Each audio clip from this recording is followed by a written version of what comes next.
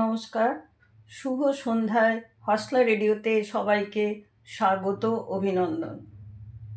আজ 23শে জুলাই 2026, 6ই শ্রাবণ 1433, বৃহস্পতিবার। প্রতিদিনের মতো 8টার খবর পরিবেশনে আরামবাগ থেকে শ্যামলী বসু।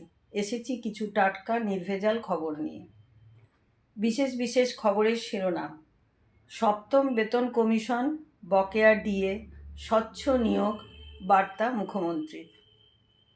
কেওয়াইসি ছাড়া মিলবে না আয়ুষ্মান। ইনসেন্টিভ বন্ধ করায় রাজ্যে ইন্ডাস্ট্রির কফিনের শেষ পেরেক। সূর্য ঘর প্রকল্প চালু রাজ্যে। 50 লক্ষ গাছের চারা রোপণের সিদ্ধান্ত। কোহলির পরামর্শেই বাজিমাত, ফাঁস সিন্ধুর। শেষে থাকবে খেলার খবর, আবহাওয়ার খবর। বিস্তারিত খবরে আসছি। কেওয়াইসি ছাড়া মিলবে না আয়ুষ্মান। আয়ুষ্মান ভারত প্রকল্পের সুবিধা পেতে গেলে গ্রাহকের কেওয়াইসি বাধ্যতামূলক। সেই কাজে গতি আনতে এবার ডাক বিভাগের সঙ্গে চুক্তি করল স্বাস্থ্য দপ্তর। এখনও পর্যন্ত রাজ্যে 1,04,00,000 উপভোক্তার কেওয়াইসি সম্পূর্ণ হয়েছে। রাজ্য সরকার 6 কোটির বেশি মানুষকে এই প্রকল্পের আওতায় আনার উদ্যোগ নিচ্ছে। এই বিপুল সংখ্যক উপভোক্তার কেওয়াইসি যাতে দ্রুততার সঙ্গে শেষ করা যায়, তার জন্যই ডাক বিভাগের সঙ্গে চুক্তি হয়েছে রাজ্য স্বাস্থ্য দপ্তরের।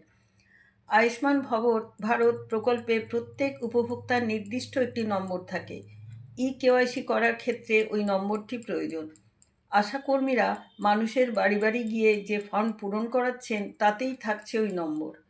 পশ্চিমবঙ্গে আশাকর্মী ইউনিয়নের রাজ্য সম্পাদিকা ইসমত আরা খাতুন বলেন, কোনো ব্যক্তি আয়ুষ্মান ভারত প্রকল্পের সুবিধা পাবেন, তাদের নামের তালিকা ও ফর্ম প্রশাসন থেকে দেওয়া হয়েছে আমাদের। আমরা উপভোক্তার বাড়ি গিয়ে সেই ফর্ম পূরণ করিয়ে আনছি।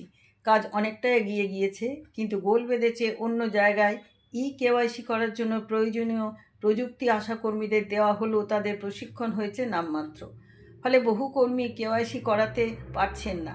তাছাড়া যে পোর্টালের মাধ্যমে এই কাজ করা হয় তাতেও বিস্তর সমস্যা থাকছে। নেটওয়ার্ক কাজ করছে না অনেক জায়গায়, ফলে দীর্ঘ সময় লেগে যাচ্ছে বা অনেক ক্ষেত্রে কেওয়াইসি করানো যাচ্ছে না। তার আরও বক্তব্য, কর্মীরা মা ও শিশুকে ভালো রাখার ব্যাপারে দক্ষ। এ নিয়ে তারা নিয়মিত ট্রেনিংও পান, কিন্তু এসব কাজে তাদের সমস্যা বিস্তর। তারা এই নিয়ে প্রশাসনকে বারবার জানানোর পাশাপাশি প্রতিবাদও করেছেন। এখন বিকল্প ব্যবস্থা হিসেবে ডাকঘরের সঙ্গে চুক্তি করায় তাদের দাবি মান্যতা পেল বলে মনে করছেন তিনি। প্রসঙ্গত, national rural livelihood mission NRLM এর আওতায় থাকা কর্মীরাই কেওয়াইসি করানোর উদ্যোগ নিচ্ছেন। এক্ষেত্রে ডাকঘর কিভাবে সাহায্য করবে? ডাক বিভাগের postmaster general male and business development Riju Gangopadhyay বলেন, উপভোক্তারা তাদের আয়ুষ্মান ভারতের নির্দিষ্ট নম্বরটি আনবেন, সঙ্গে আনবেন মোবাইল ও আধার। আমাদের কর্মীরা ওটিপির মাধ্যমে কেওয়াইসি যাচাই প্রক্রিয়া সম্পূর্ণ করবেন। রাজ্যের সব পোস্ট অফিসে এই সুযোগ মিলবে। এর জন্য কর্মীদের ট্রেনিংয়ের ব্যবস্থা করা হবে। পোস্টমাস্টারদের মোবাইলে নির্দিষ্ট সফটওয়্যার দেওয়া হবে। এই কাজগুলি শেষ হলেই আমরা পরিষেবা চালু করে দিতে পারব। ইতিমধ্যে স্বাস্থ্য দপ্তরের সঙ্গে আমাদের মৌ স্বাক্ষর হয়েছে। গ্রামীণ এলাকার ব্রাঞ্চ পোস্ট অফিসগুলিতেও গ্রাহকরা এই পরিষেবা পাবেন। ইনসেন্টিভ বন্ধ করায় রাজ্যে ইন্ডাস্ট্রির কফিনের শেষ পেরেক। তৃণমূল সরকারকে খোঁচা শিল্পমন্ত্রীর। বছর দেড়েক আগে বিধানসভায় বিল এনে শিল্প সংক্রান্ত ইনসেন্টিভ দেওয়া বন্ধ করে দিয়েছিল পূর্বতন সরকার। সেই দিনই এই রাজ্যে ইন্ডাস্ট্রির কফিনের লাস্ট পেরেকটা পোতা হয়ে গেছিল। মঙ্গলবার বিধানসভায় শিল্প বাজেট নিয়ে আলোচনায় এইভাবেই আগে সরকারের সমালোচনায় বিঁধলেন শিল্পমন্ত্রী তাপস রায়। ইতিমধ্যে এই ইনসেন্টিভ স্কিম ফিরিয়ে নিয়ে আসার তোড়জোড়ও শুরু হয়েছে বলে খবর। এদিন তাপসবাবু বলেন, এখানে যারা তৃণমূলের বিধায়ক রয়েছেন তাদের বলি, শিল্পের জন্য ল্যান্ড ব্যাংক দেননি, ল্যান্ড পলিসি দেননি, ইন্ডাস্ট্রিয়াল পলিসি দেননি, ইজ অফ ডুইং বিজনেস দেননি, ইনসেন্টিভ দেননি। অন্য সমস্ত রাজ্য যেখানে ইনসেন্টিভ দিচ্ছে, সেখানে এ রাজ্যে ইনসেন্টিভ বন্ধ করা দেওয়া হয়েছিল। সেদিনই ইন্ডাস্ট্রি কফিনের লাস্ট পেরেক মেরেছিল। আজকে আমাদের ছোটাছুটি করতে হচ্ছে। শিল্পমন্ত্রী জানান এই সরকারের বয়স মাত্র 2 মাস 12 দিন। এর মধ্যেই রাজ্যের রেকর্ড নিয়োগ এসেছে। আমুল গুজরাটের সংস্থা হওয়ার কারণে আগের সরকার বাংলায় তাদের ঢুকতে দেয়নি বলেও দাবি করেন তিনি। সেই সঙ্গে তার সংযোজন এসব করতে গিয়েই এই স্টেটে বাধা পড়ছে। আবার নানা ধরনের আমলাতান্ত্রিক জটিলতা, জমি ও অন্যান্য অনুমতির জন্য পয়সাকড়ি চাওয়ার জন্য রাজ্যের এই পরিণতি। 6,668 জন শিল্পপতি রাজ্য ছেড়ে চলে গিয়েছেন। তবে দেশের মানচিত্রে পশ্চিমবঙ্গের ভাবমূর্তি উজ্জ্বল করতে তাদের ডাবল ইঞ্জিন সরকার মাঠে নেমে পড়েছে বলেই জানান তাপসবাবু। তার জন্য রতন টাটা বেঁচে থাকলে তার পায়ে ধরে তাকে ফিরিয়ে আনতেন বলে জানিয়েছেন তাপসবাবু। তার আশ্বাস, রাজ্য জুড়েই বিনিয়োগ হবে। আগস্ট মাসের মাঝামাঝি একটি শিল্প সংস্থার নতুন প্ল্যান্টের উদ্বোধন করবেন মুখ্যমন্ত্রী শুভেন্দু অধিকারী। দুর্গাপুর যাবেন।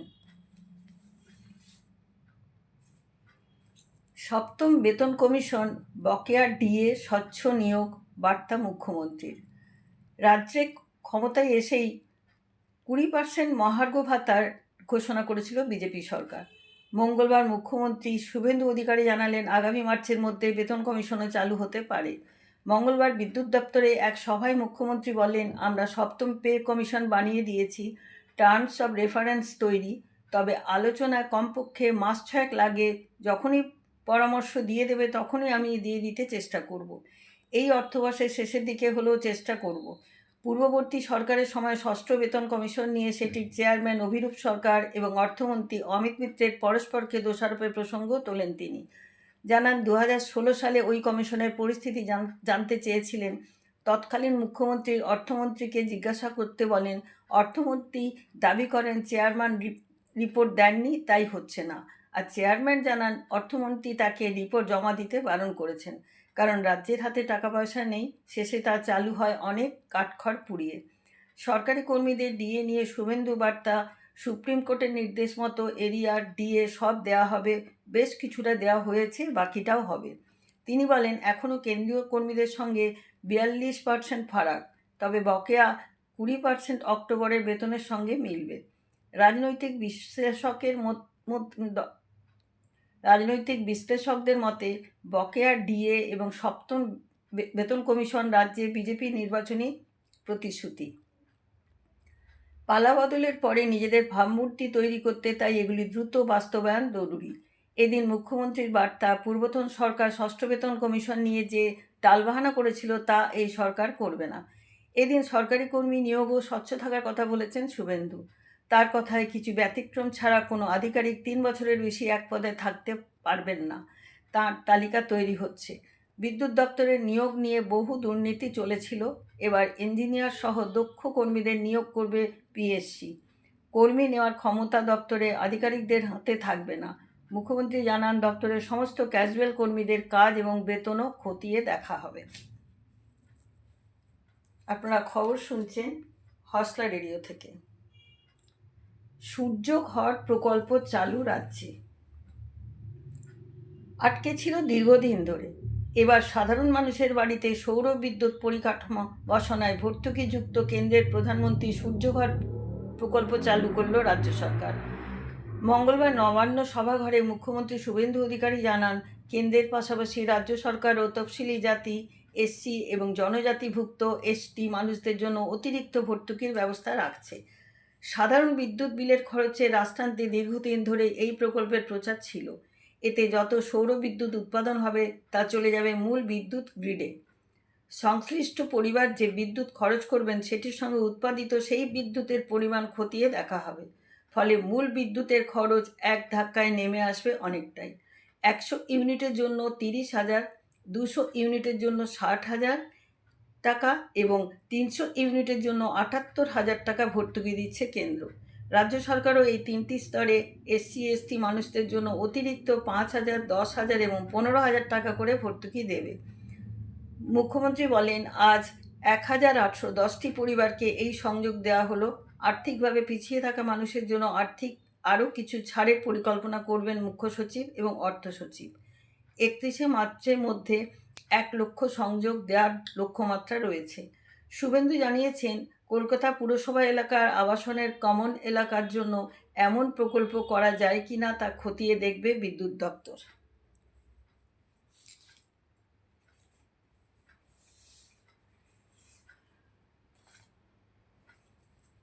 পঞ্চাশ লক্ষ গাছের চারা রোপণের সিদ্ধান্ত বাঁকুড়া জেলা প্রশাসনের।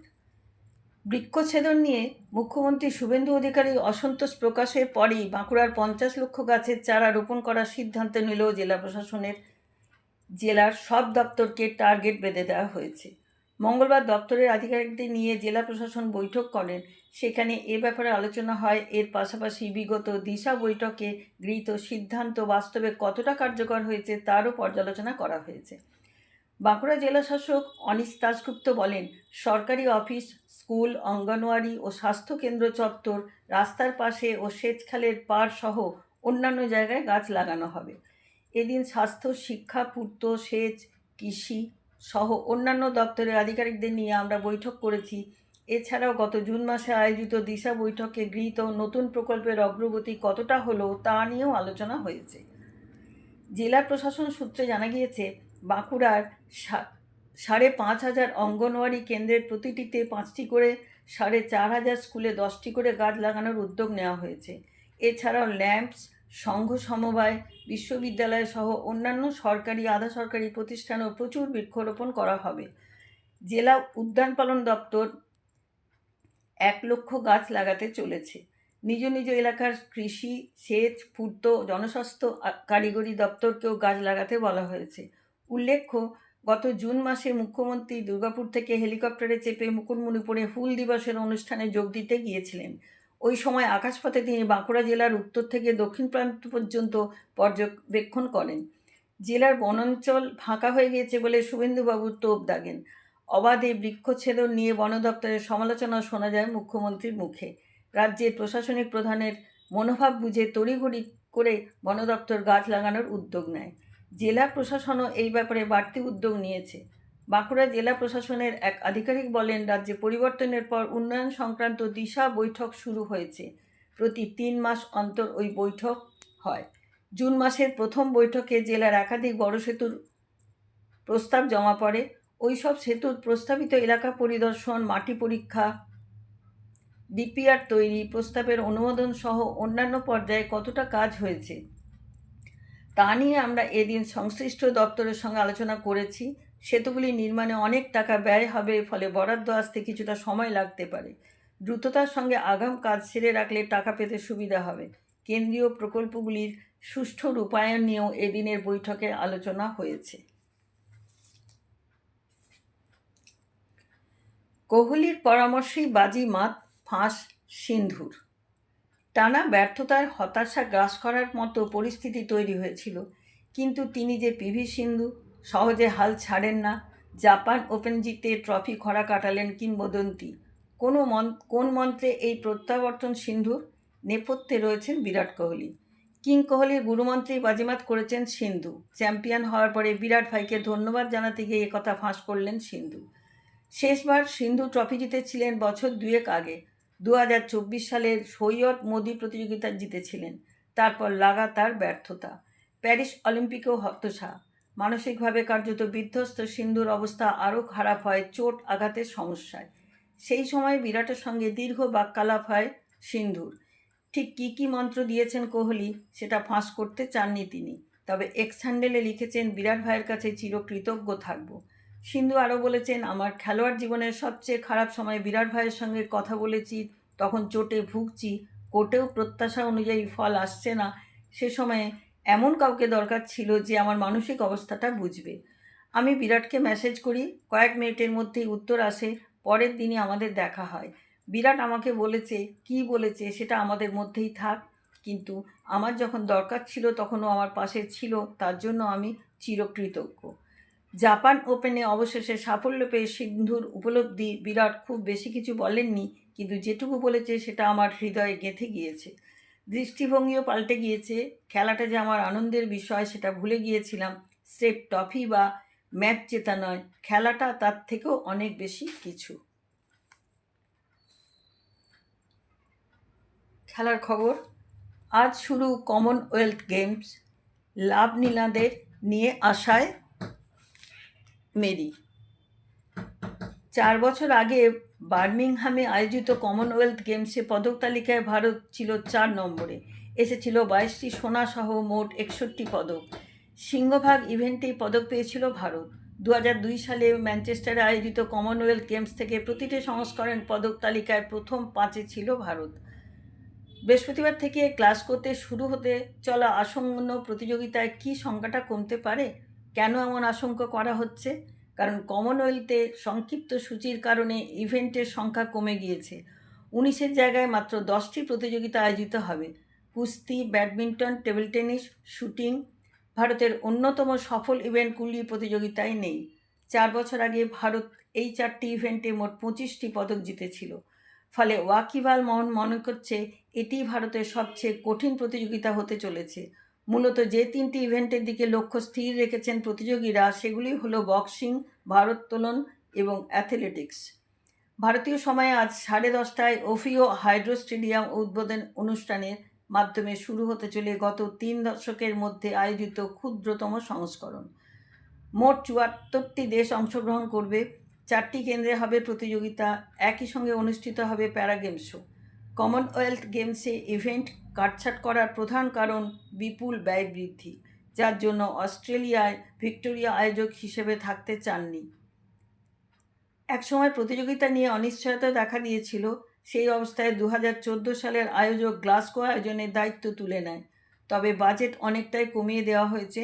এবারে প্রতিযোগিতা আয়োজন হচ্ছে মাত্র 160 মিলিয়ন পাউন্ডে, যা বার্মিংহামের তুলনায় প্রায় 60% কম। অ্যাথলেটিক্সে সর্বোচ্চ 32 জনের দল পাঠিয়েছে ভারত। মোট 22টি পদক ইভেন্টে অংশ নেবেন অ্যাথলেটিক্সরা। আবহাওয়ার খবর। সাধারণত মেঘলা আকাশ, হালকা থেকে মাঝারি বৃষ্টি বা বজ্র বিদ্যুৎ সহ বৃষ্টির সম্ভাবনা। সর্বোচ্চ তাপমাত্রা 30 ডিগ্রি সেলসিয়াস। গতকাল সর্বোচ্চ 29.7 ডিগ্রি সেলসিয়াস, সর্বনিম্ন 27.2 ডিগ্রি সেলসিয়াস। নমস্কার, আজকের খবর এখানেই শেষ করলাম।